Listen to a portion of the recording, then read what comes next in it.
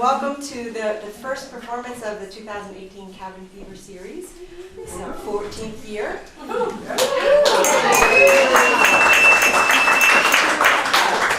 And basically we do quality acoustic performances, one in January, one in February, one in March, one in April, and sometimes one extra one. But this year we have 4. And so I hope you will avail yourself. There are these flyers lying about, and they have the other performances. They're all going to be great. So let's see, I wanted to mention that Mark Benton is the artist who painted these paintings.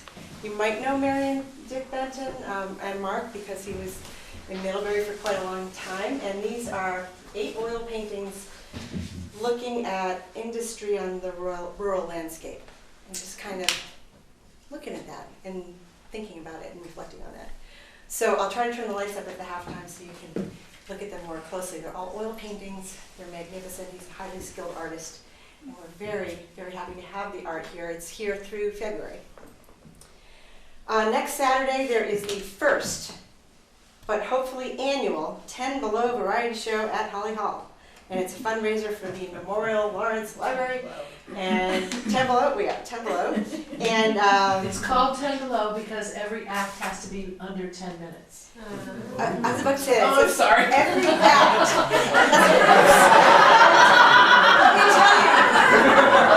Let me tell you who knows, because she's timed her act. And she's in it. And it will be 10 minutes or less as per the timing. I also want to thank Five Time Friends of the Arts for their support of this series. They underwrite all the publicity. If the piano needs tuning, they help out with that. They're just incredibly supportive. And so downstairs on the table, people on the board brought that food, and also Carol Price. She also is our ad hoc wild food bringer. And so any donations to the food table goes to Five Town Friends of the Arts, and they, college scholarships, instrumental rentals, the Fine Arts Festival, Bristol Best Night, community grants, this event being underwritten, the high school play, library programs, Howden Hall, Bristol Historical Society, Art and Maine, and so much more. A little organization that does a huge amount for just these 5 towns. And if you want to join, there's a little envelope here, you can join. And there's a list of really cool events and courses going on at Art on Maine. So all this is on the table downstairs, and you can look at all the really cool things going on there. And let's see, the rest of the Cabin Fever series. Well, the next one is, they call themselves 3 Ravens. Donna Hebert is the fiddle player, and she was one of the Panache fiddle players. There were 4 women that came and had an amazing performance. And Max Cohen on guitar, and Louis Collins on clarinet, banjo, ukulele. And they sing lush 3-part harmonies. And that's in just 3 weeks. So that's coming right up. And then the reason we came here tonight, Patrick Ross. He is a fine musician. And that is meant to be the highest praise. He achieved highest level of musicianship when he was very little. 6 years old, then 19 years old, he leaves, he travels around, he plays with famous people. And in 2014, we did a series here of all women artists. Christina Stikos is a singer-songwriter, radio personality, recording artist, and recording studio owner, came to do a performance. And she said, okay, if I bring Patrick. And I said, yeah. And he began that evening with the most exquisite, beautiful poetry of music and double stops on his fiddle that was just beautiful and mesmerizing and artistic. It turns out that was the same time he founded Rock Farmer Records, which is a recording company he's found here in Vermont. He's come back here to live and be with his family. And I want to quote from him, because what he quotes about his little record company, Rock Farmer Records, or maybe it's big, I don't know at this point, is the way I feel about this place. Quote, to conceptualize, produce, and record meaningful music so as to document, archive, and preserve those most beautiful things which can happen in the moment, and to create an environment where a live studio audience can feel the music in ways which inspire the musicians to reach deep into themselves and find truth and relay it through their art. And so that that sums up what I hope this place will be. And there's always an amazing exchange between everyone and the artist, in the room and the artist. It's not one way or two way, it's an exchange. It's quite wonderful. So I just wanted, there are a bunch of wonderful quotes of him. I'm just going to quote one, because I like it.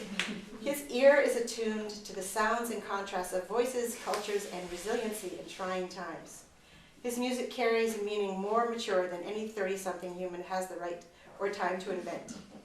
He is a listener, and when he plays, we ride the memories of sound that he recounts so effortlessly. And so when you have a very fine musician in a room such as this, any wonderful thing can happen. And so I'm really delighted to welcome 5th generation fiddle player, Patrick Russ.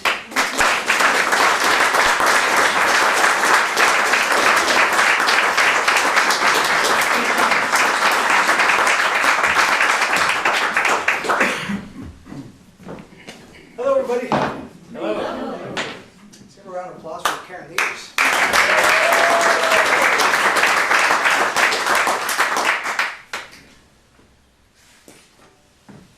It's great to have places like this exist. I live over in Newbury, Vermont, along the Connecticut River. I grew up in Canaan, Vermont, which is the northeast pinpoint of the Northeast Kingdom, stuck somewhere between Vermont, New Hampshire, and Quebec. Est-ce qu'il y en a ici qui vont me comprendre si je parle français à soir? Oui, je comprends. Right. Good. Ça va me faire pratiquer un petit peu dans ma tête avant que je parle. So I asked if anybody spoke French, and that's good because I don't speak as much French as I used to when I lived in Canaan, but there is some of the music that I'll be playing this evening which is very much Franco-American and Quebecois as well. So, as I double check the intonation of my instruments, all many strings that I brought with me.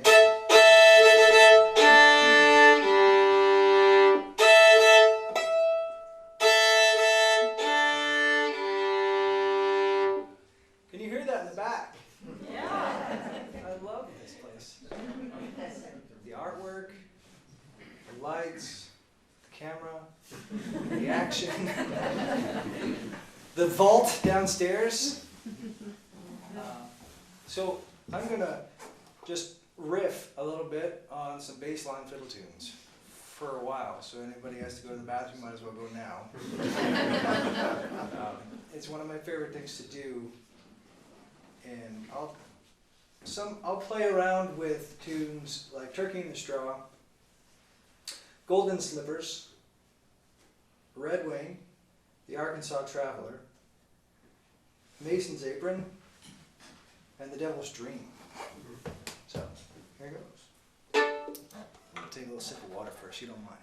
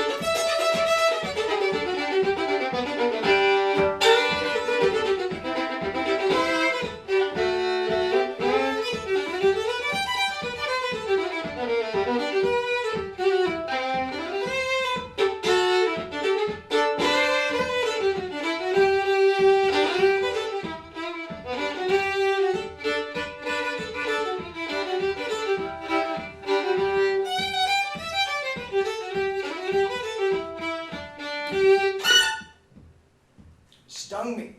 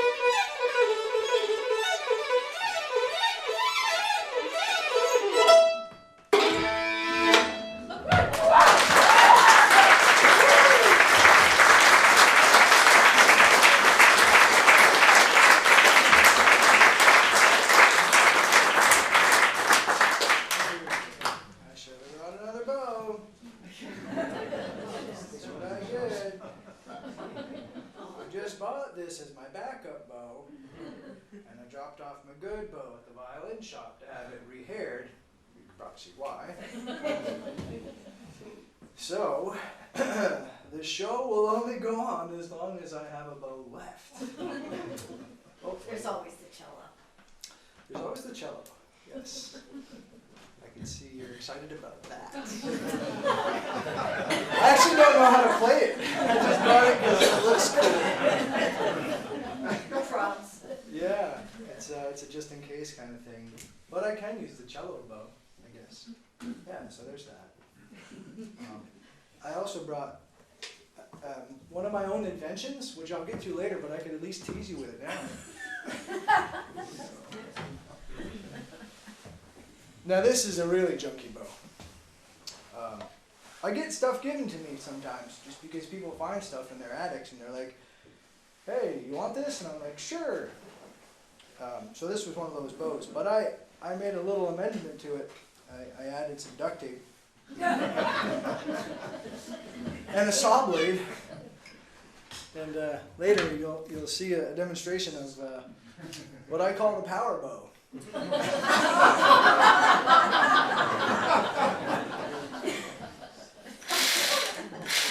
Yeah. So I have enough bows after all. All right, so thank you for following me through that little journey through a bunch of fiddle tunes and keys and broken hairs and all that. I learned fiddle from my dad. His name was Arthur Ross.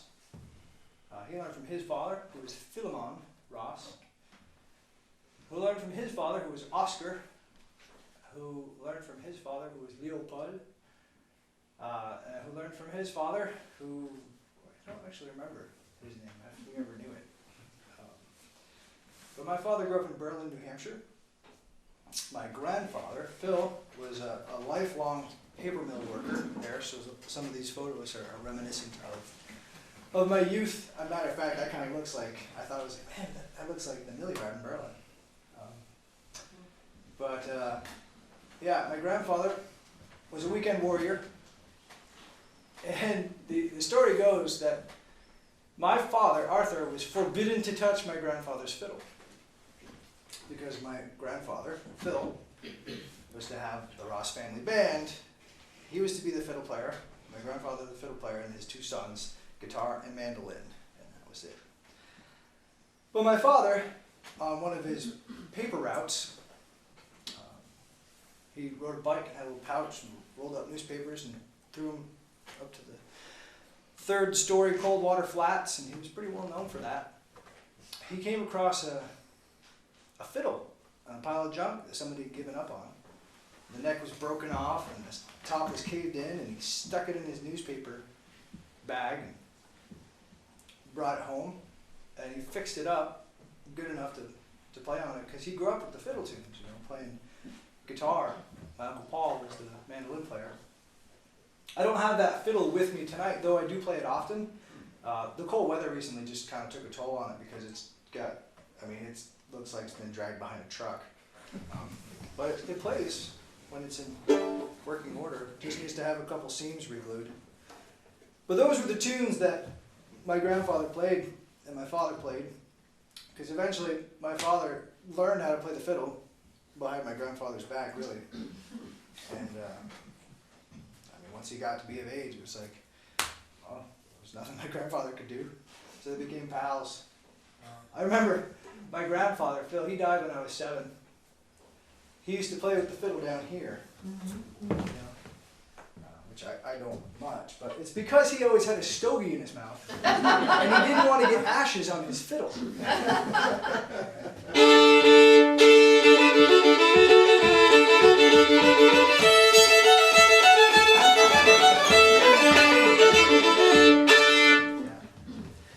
So those tunes, Turkey in the Straw, there was a whole bunch of them. My dad taught me about 100 fiddle tunes before he died. I found him dead of a heart attack when I was 11, unfortunately. But that was sort of a catalyst for me to dig a little deeper. So now I'm going to play for you a number of fiddle tunes that my father taught me and encouraged me to play at various fiddle contests that we would go to. So these fiddle contests, there were different categories, age brackets, but it wasn't so much for the contest that my father went and my father brought me. It was for the camaraderie and the relationships and the friends and the jam sessions and the campground, late night bonfires and exchanging of fiddle tunes and stories and what have you been up to and all that stuff. I have very fond memories of that. But there was the contest part, so I'll play for you now the three tunes that I would play, I guess most often: a waltz, a jig, and a reel. The waltz is called the Silver Dollar Waltz, and it sounds like this. Hang on a second. I tune for your listening pleasure.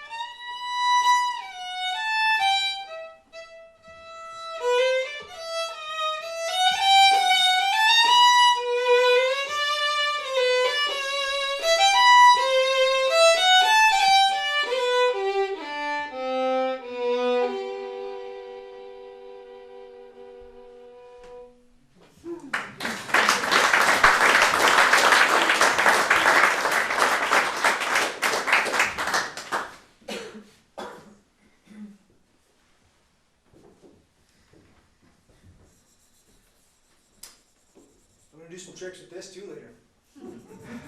Parlor tricks. So my grandfather was pretty well known for card tricks, parlor tricks, lots of cigar smoke. He used to do this thing where he thought it was funny. My grandmother would take Lay's potato chips and she'd take them out of the big bag and she'd put them in the little sandwich baggies for us little kids, and she'd put it on little trays. When we get there, we could each take a little bag of potato chips and go in the living room and play with our Matchbox cars or whatever. Well, my grandfather had this bright idea of taking one of those little sandwich baggies in the grid and blowing cigar smoke into it, closing it back up, so that one of us kids ended up with the cigar chips.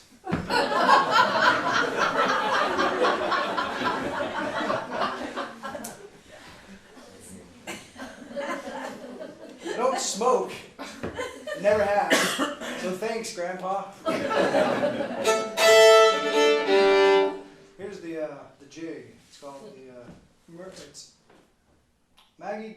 Maggie's Second Change.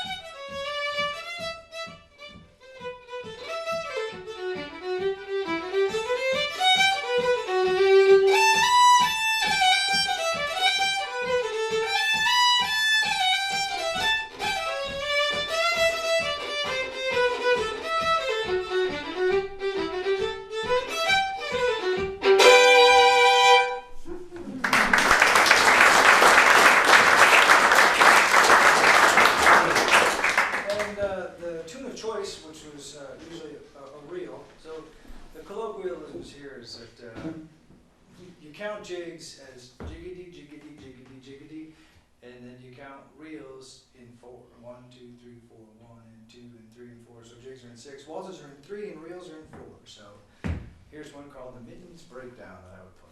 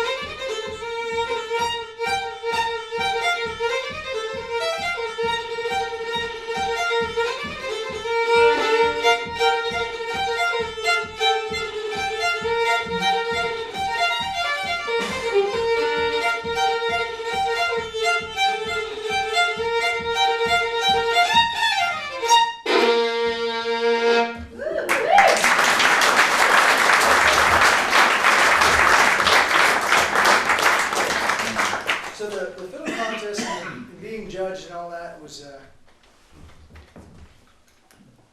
good learning experience for me, because I get all nerved up and my bow would be shaking before I play, and but I kept getting beat by girls.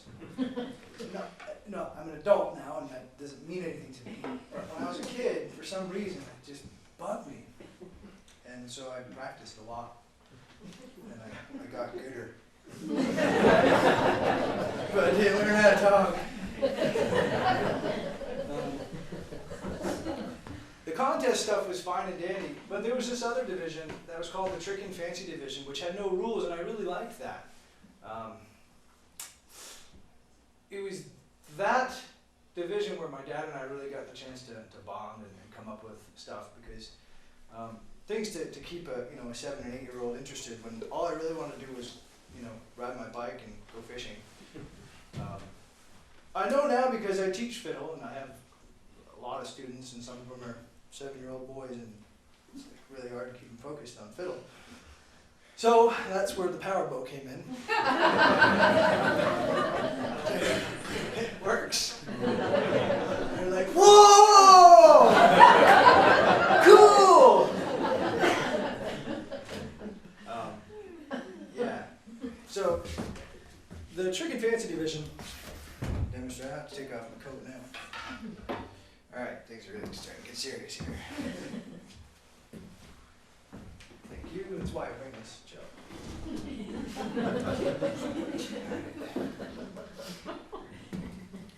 So you got stuff like play over your head.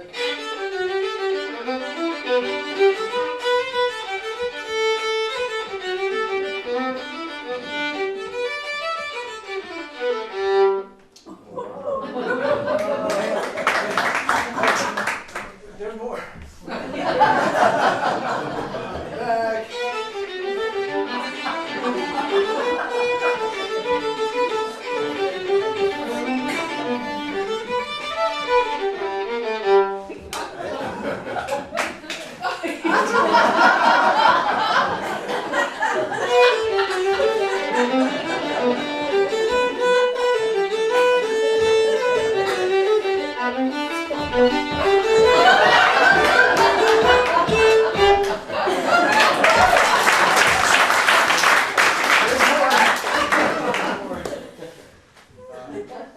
Don't try this at home. You all you fiddle players out there. This bow is really going to hate me. Let's see.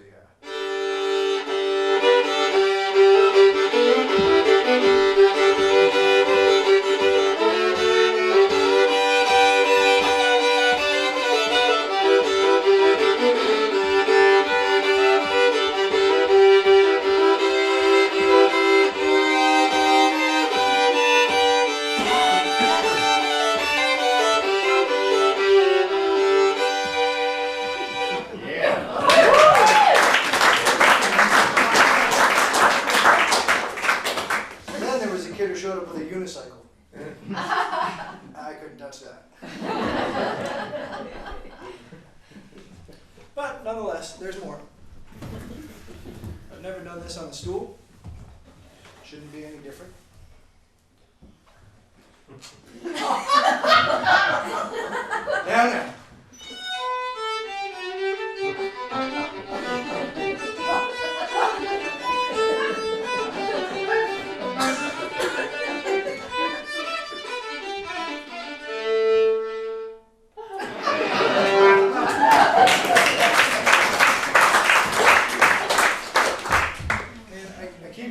Part of the show, and then I remember that I should have practiced this next part, but I didn't.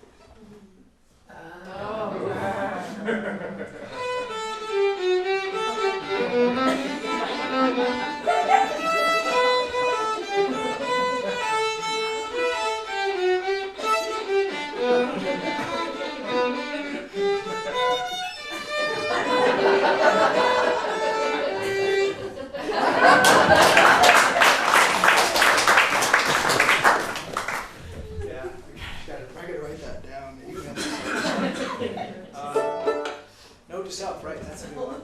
But there's a couple more. So the rosin trick I was telling you about earlier. If you take, let's see here.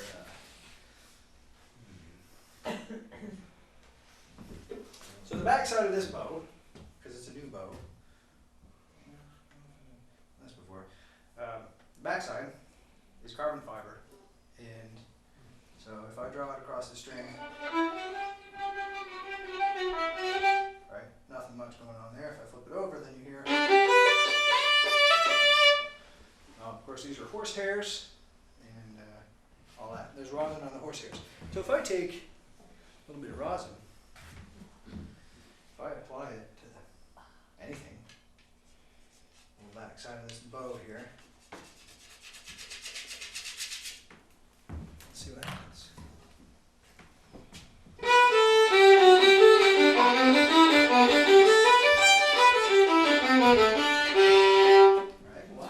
Right. My sentiments exactly. And when I was an 8-year-old kid, I was like, oh, wait a minute. My dad already had an idea that he'd seen somewhere. So, yeah, he encouraged me, which was great. God bless him.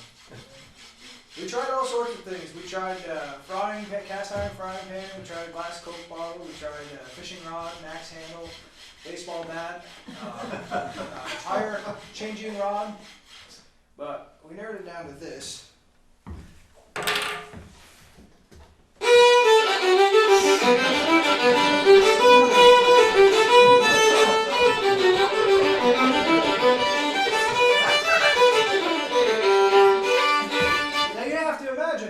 Me being an 8-year-old, 9-year-old kid, my parents owned a candy store. So yeah, I was about 30 pounds overweight when I was 8 years old. I always wore a cowboy hat because my mom insisted. So I'm up on the stage, right, and I'm dancing away, 8 years old, and I got this coat hanger. There's a video on YouTube of it. You should YouTube it. It's pretty funny.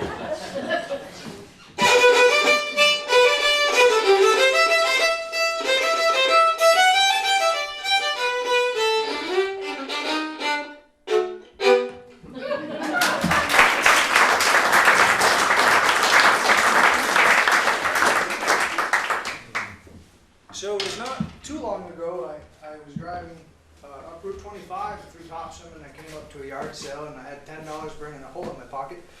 And I like yard sales, and came across this Milwaukee recip saw, and I asked the guy if it worked. He said, yes, it works. Will you take $10 for it? He said, yes, sir. Of course, then I had to buy a $45 battery for it. But I was bound and determined to get my money out of this thing. Lo and behold, I mean, I've already set this up. It's usually a typical setup. You've already seen this. I usually don't show people this until now.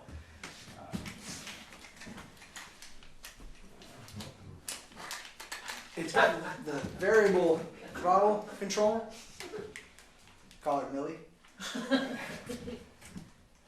Stage 1. Stage 2. Stage 3. Stage 4.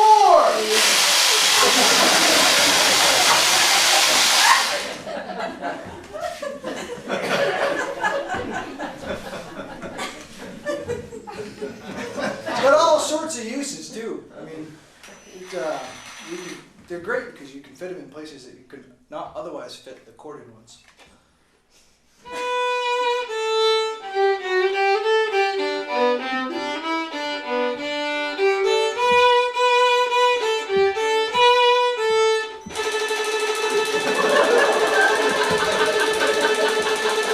It's even got the LED light,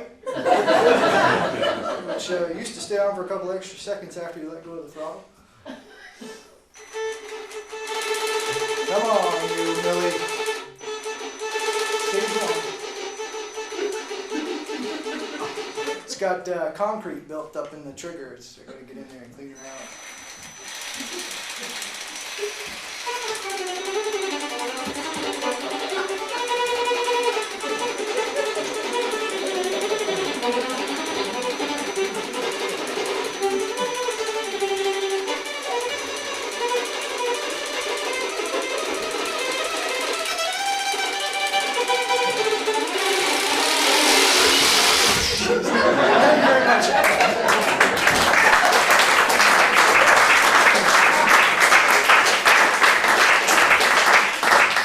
Holy smokes, it's already 10 of 9 o'clock. I'll do one more, and then we should take a little break. Karen said that people buy CDs if I take a break, so I said, okay. I have 17 of them downstairs. It was a session that I did with 3 of my favorite Nashville musicians, a mandolin player by the name of Matt Flinner, an upright bass player by the name of Eric Thorin, and a guitar player by the name of Ross Martin. They tour all around the world together as the Matt Flinner Trio, and I had the good fortune of hosting them in a similar venue to this, the Town Hall in Newbury, not much bigger than this. And when they came to town, I scheduled them into the recording studio, which was just up the road. And my daughter, who was a year and a half at the time, I couldn't find any kids' music that I really liked except for a couple of Putumayo albums. And so I figured we'd bring those pros into the recording studio and do kind of bluegrass takes on some of the children's favorites. And the session was awesome. I highly recommend it. Of course, I'm a little biased.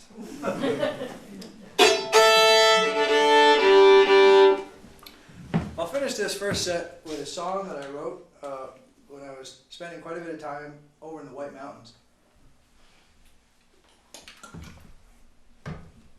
As before I met my wife, I had just rescued a dog, adopted a dog. His name is Rudy. He's an old dog now. But we'd spend a lot of time up in those mountains because he needed a lot of exercise because he's a husky. It's called Holding Hands with Fire.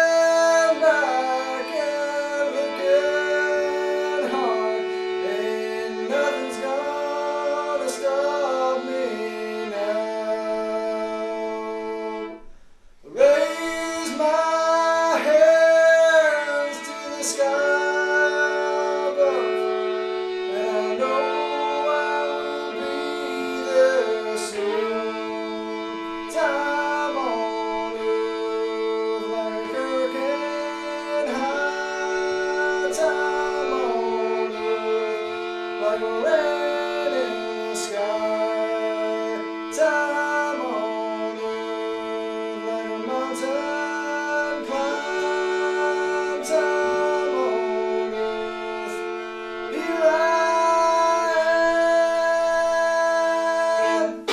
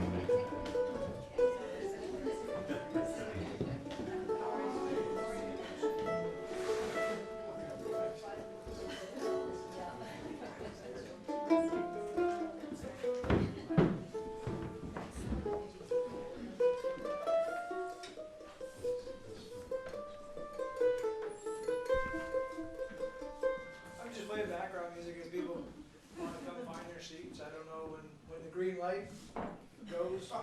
When the boss tells me to play, I'll play. Now you're not playing.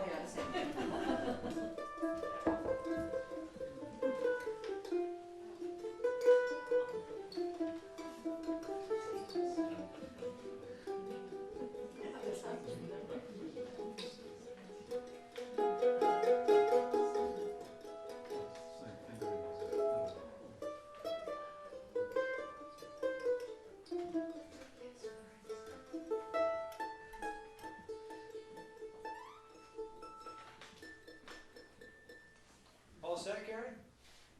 All right, welcome back, everybody. While I have the mandolin, I'll play you a fiddle tune on it. It's one of those other fiddle tunes that my dad taught me. It's called Maple Sugar.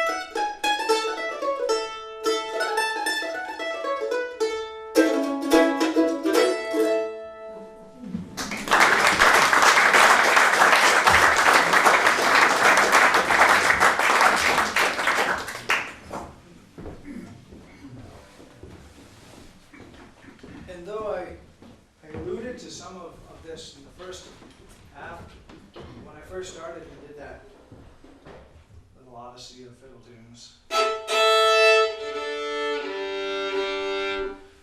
I'm not a violinist, but I've been told that I fake it well enough to play at weddings. So I'm going to do that for you now. I'm just going to improvise to make it sound like it's violin. If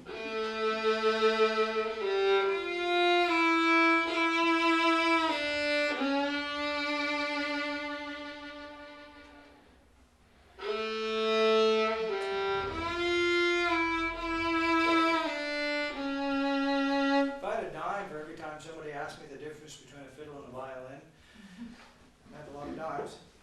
But the way that I like to tell people the difference is just by using an example from a movie. Anybody guess that movie? Star Wars? Not yet. Though I could see how that would, yes. The Titanic.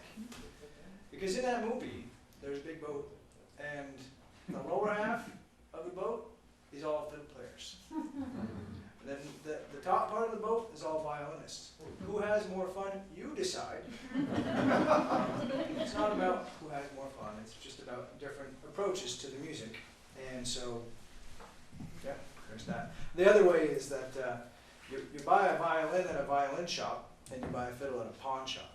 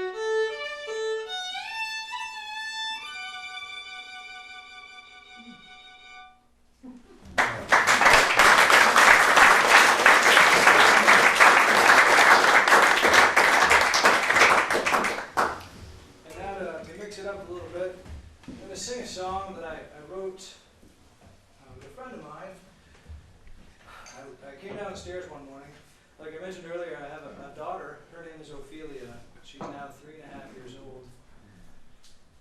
And there's a lot that I could say about Ophelia, but she's really fun to hang out with.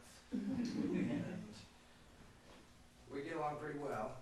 And every morning that I come downstairs, I always pick up the guitar and I just kind of sit down and make a song with Ophelia. And whatever it is. I mean, lots of them. I came downstairs one morning and it was just after a Memorial Day parade. And there was these little paper poppies. Is that what they are? You find them at the Memorial Parade. And she had collected them because she loves to collect things. And she had a little pile of them. And so this is how that song came about.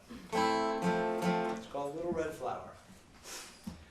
Oh, yes, I need to put my cape up in here. So I came up with the hook, if you will. And then Robert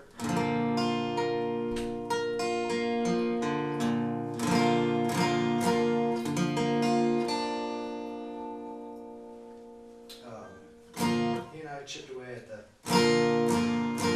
lyrics.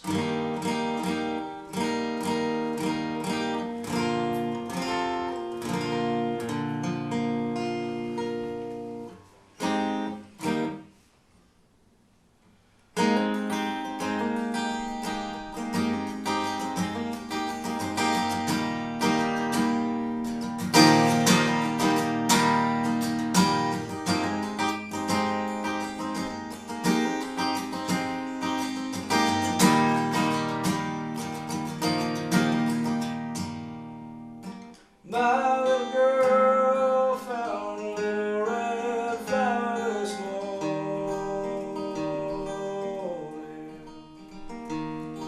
A small souvenir of yesterday's parade.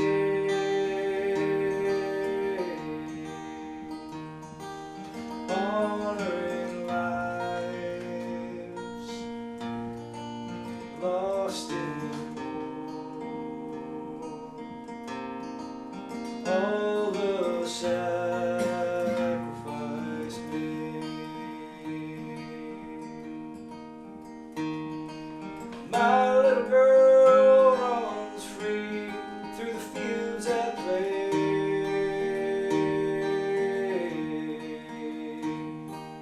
'Cause some went to fight when they heard the call.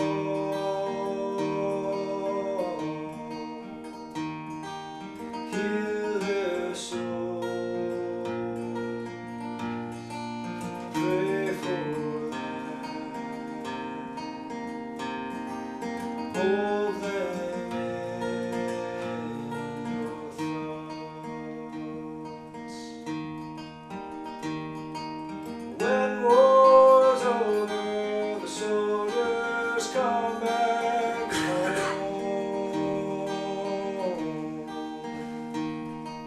Some still broken by battles no longer fought.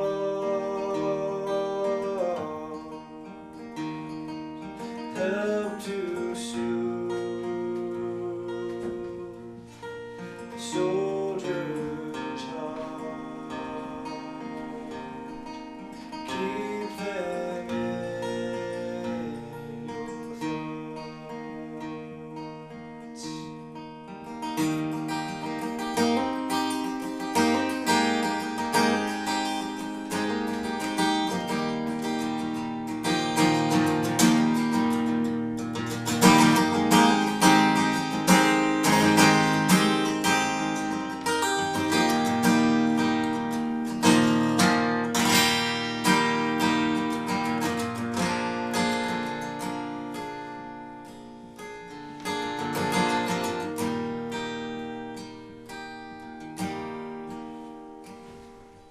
My little girl prays in a safe world tonight.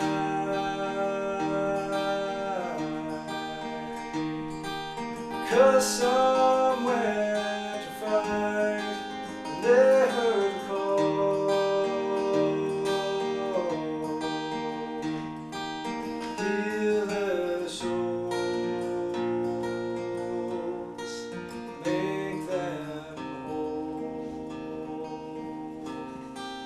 Please forgive us all.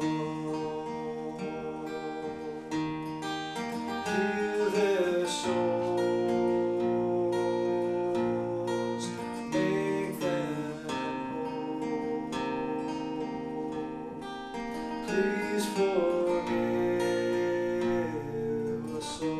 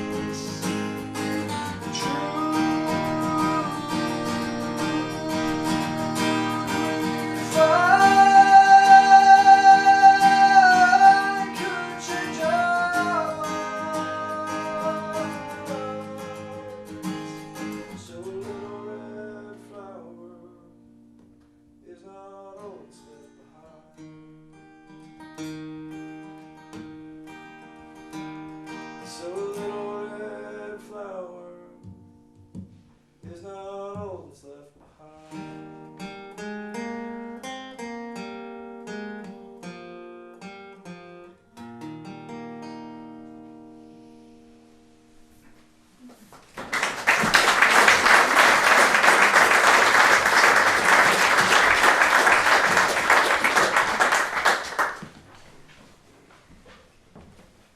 So 2018 is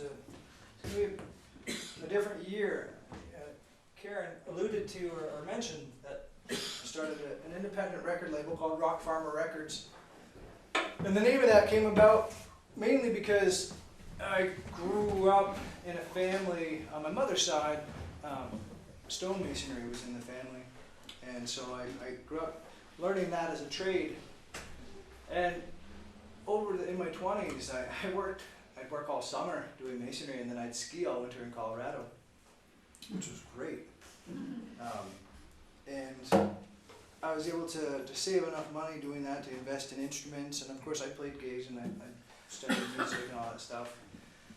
But Rock Farmer Records came about because of masonry, and I was on a job one day and I decided to start this record label and not pick up a trowel as much anymore.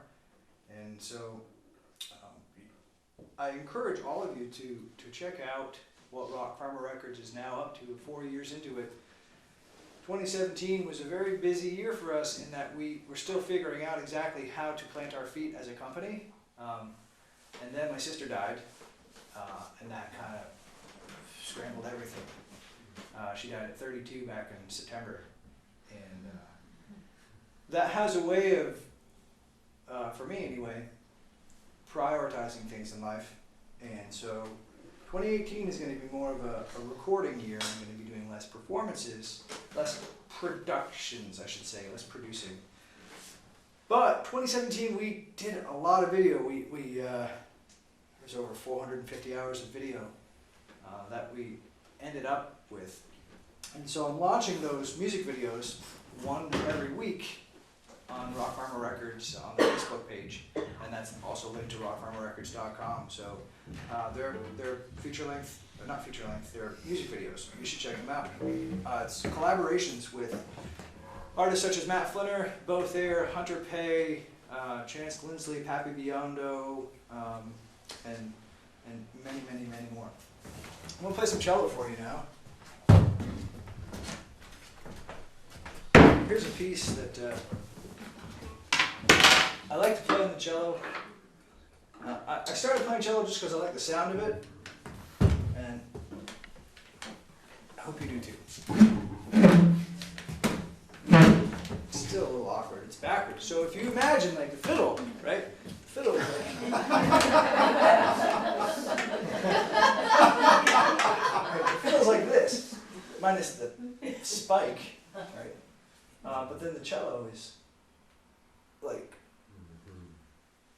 this. It's on this side. So I just had to just had to learn how to bow backwards. But I had a thing for bowing already.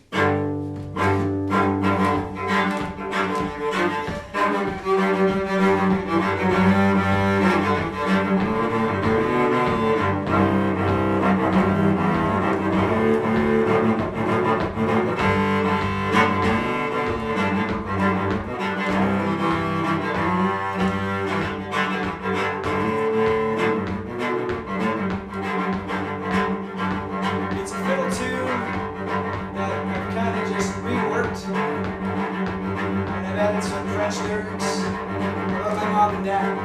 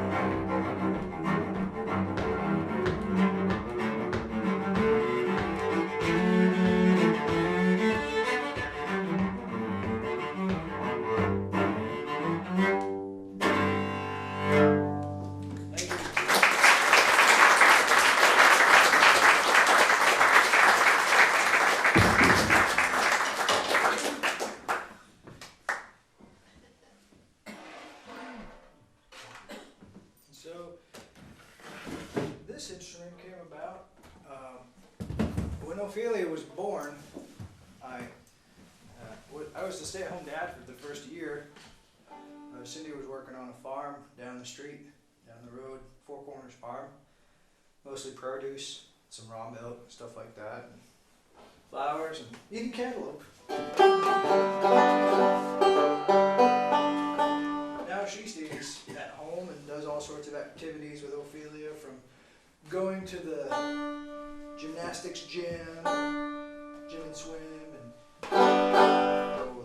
the Montshire Museum, and Fairbanks Museum, and all sorts of stuff. And so, but when Ophelia was just this big, she only took up about that much room, and I just sit at home, and I figured might as well be productive with my time. I play just a little medley of banjo tunes that you probably all recognize.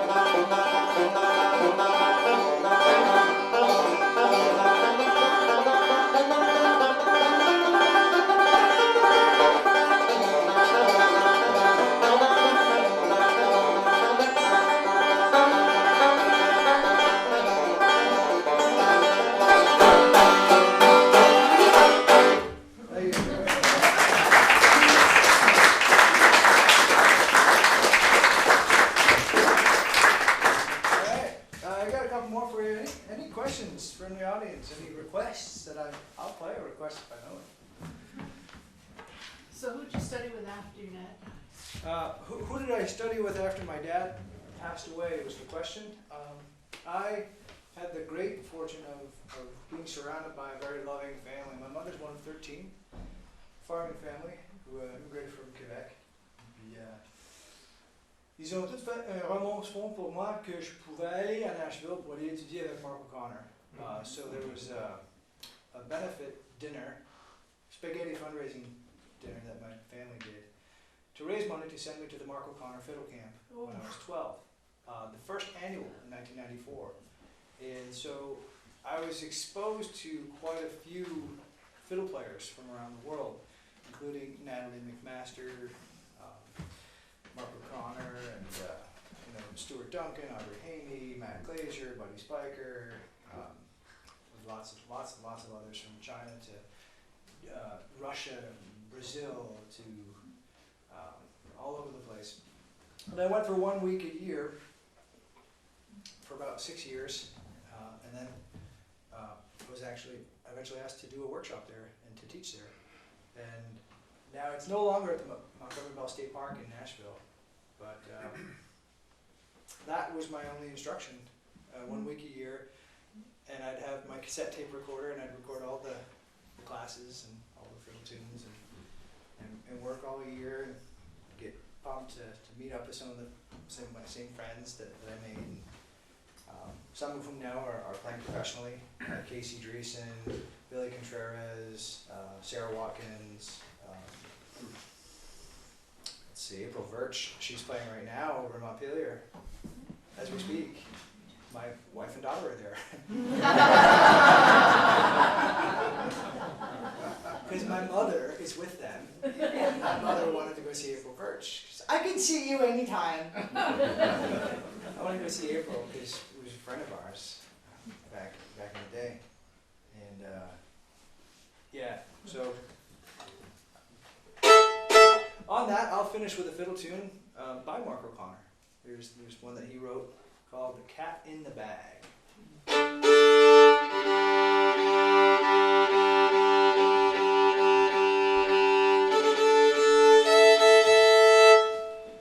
It was one of my mother's favorites too. So. Let's see if I remember how it goes here. Yeah.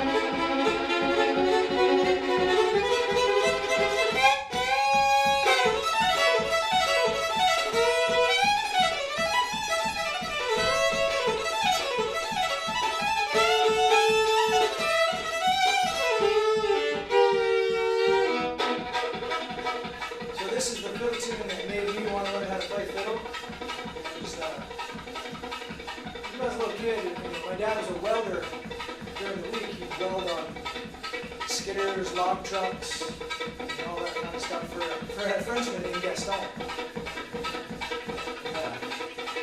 On weekends, my parents owned a motel and a candy store, and he'd have all his buddies come over and he'd play music, and they'd pass out drunk in the motel rooms after playing till like 4 in the morning. But around 7 o'clock before I go to bed, I'd come in and say, Papa, there's a train, yeah, the train, the choo-choo train song.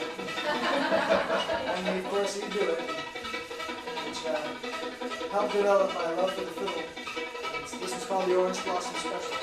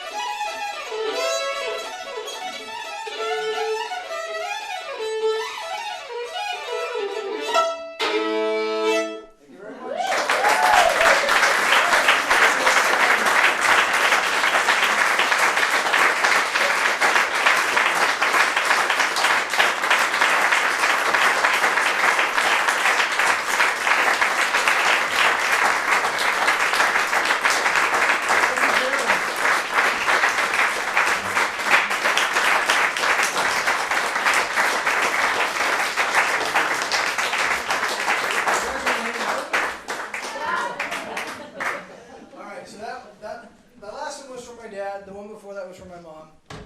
This one's for my grandmother, who passed away a few years ago. I'll play my version of Ave Maria. Ave Maria. My grandmother's name was Maria.